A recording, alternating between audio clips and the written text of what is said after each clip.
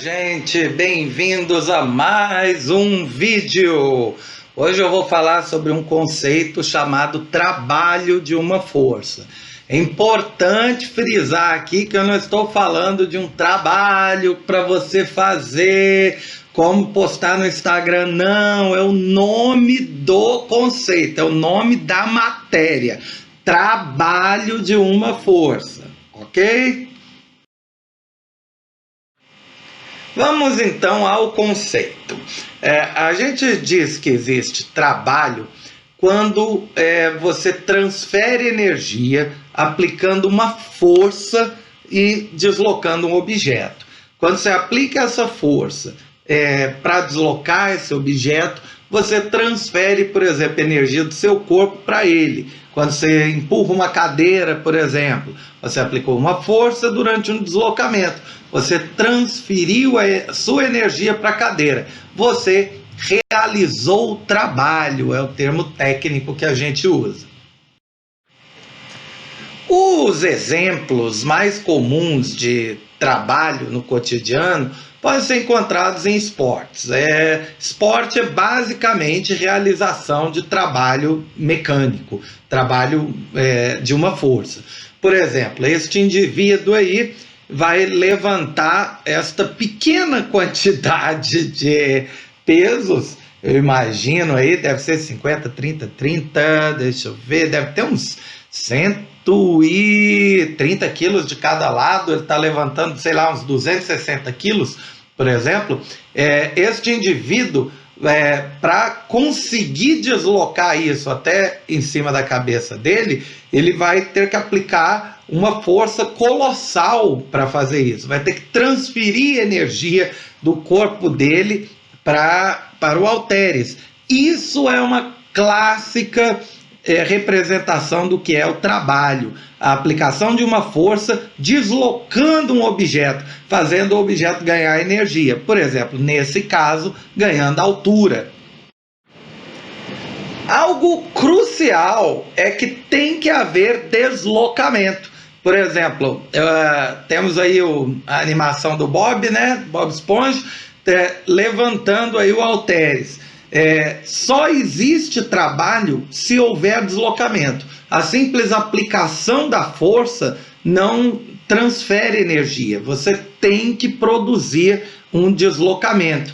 Na verdade, aí dá até para perceber nessa animação que existe às vezes uma força a favor do movimento, que é quando, por exemplo, o Bob Esponja levanta o halteres, e outra força contra o movimento, que é quando, né, ele desce o halteres, ele tem que fazer uma força para o halteres não cair no chão. Nessas duas situações há trabalho. Um vai ser positivo e outro vai ser negativo. A gente vai ver isso daqui a pouco. E depois que o indivíduo já levantou o halteres e colocou lá no topo da cabeça, né? Por exemplo, este indivíduo aí está com o halteres parado lá em cima da cabeça dele.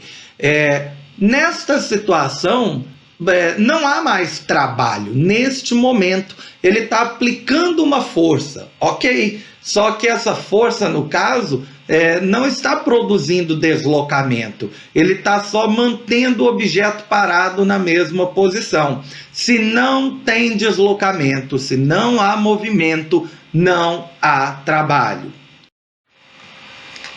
Portanto, gente, pelo que eu falei, a gente só pode falar de trabalho se houver força e houver deslocamento. Por exemplo, este indivíduo aí está empurrando o armário, fazendo uma força, deslocando por um certo comprimento.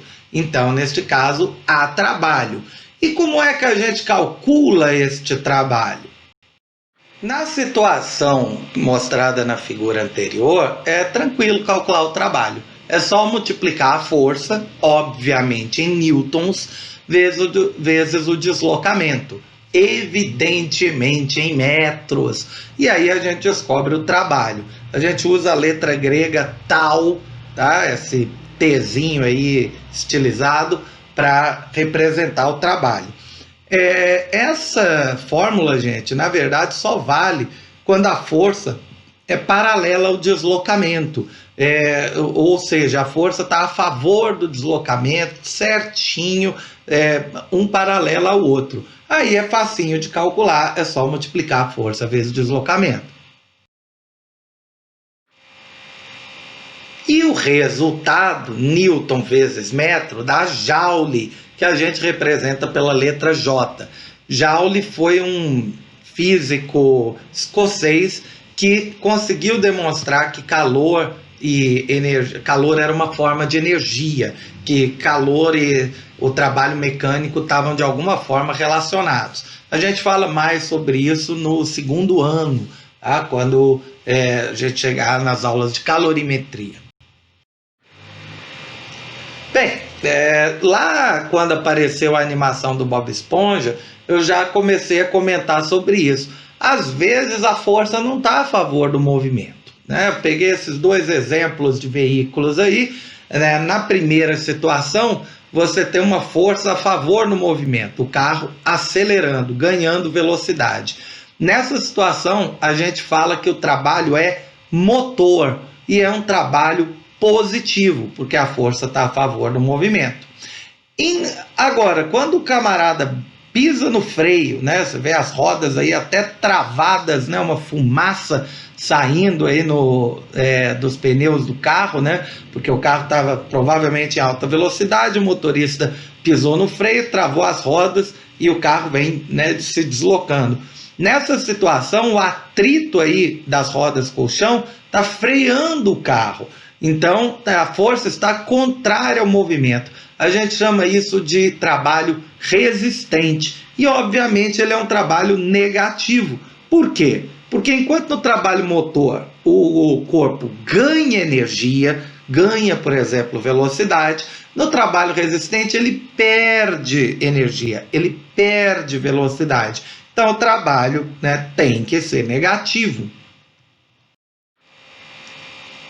De uma outra forma, com um desenho mais didático, a gente tem trabalho positivo quando a força está a favor do deslocamento, por exemplo, as duas indo aí apontando tanto a força quanto o deslocamento, os dois apontando para a direita, e no trabalho resistente, a força está contrária ao deslocamento, né? O objeto está tentando se mover para a esquerda e a força está tentando freá-lo, por exemplo, sendo aplicada para a direita.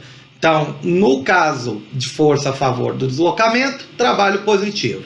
Força contrária ao deslocamento, trabalho negativo. Isso permite que a gente reescreva a primeira fórmula de uma maneira mais geral.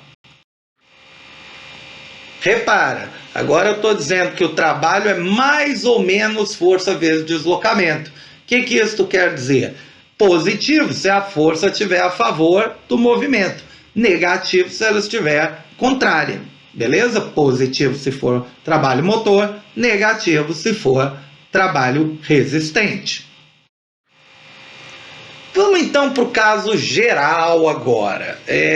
Nem sempre a força tem que estar paralela ao deslocamento. Estou mostrando aí uma situação onde você tem uma força meio que inclinada, né? Puxando, por exemplo, esse corpo numa direção diferente daquela na qual ele está se movendo.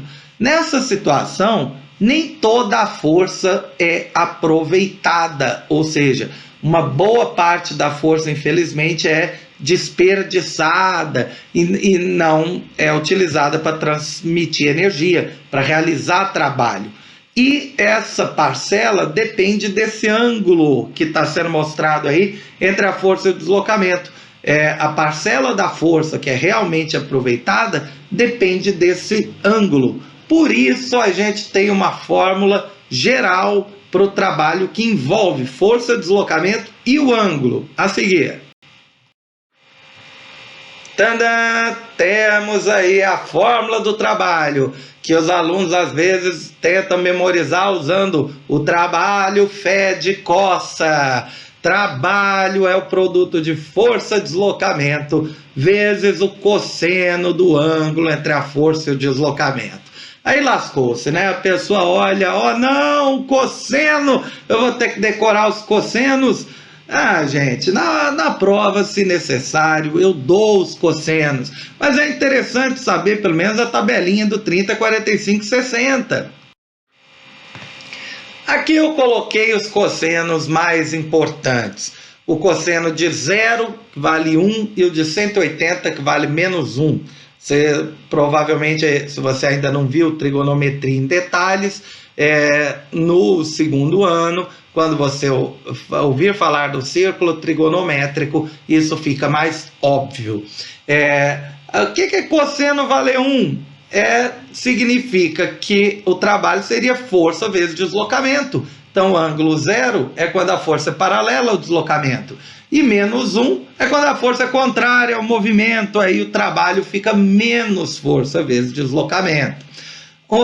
E aí temos 30, 45, 60. Repare, cossenos positivos e 120, 135, 150, cossenos negativos, porque a força vai estar pelo menos parcialmente contra o movimento. Um caso importante se discutir é o 90 graus. Observe esse caso agora. É quando o ângulo é 90 graus. O deslocamento é para a direita e a força está exatamente perpendicular, apontando, por exemplo, para cima. Essa força está ajudando ou atrapalhando o movimento? Gente, se você considerar apenas o movimento na horizontal, essa força não está nem ajudando, nem atrapalhando. Ela não está sendo nem a favor, nem contra o movimento.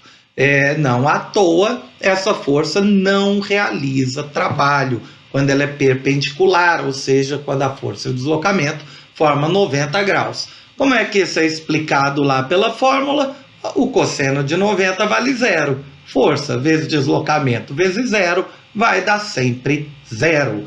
Então, há 3 situações em que o trabalho é 0. Se não tiver força, se não tiver deslocamento e se a força e o deslocamento forem perpendiculares.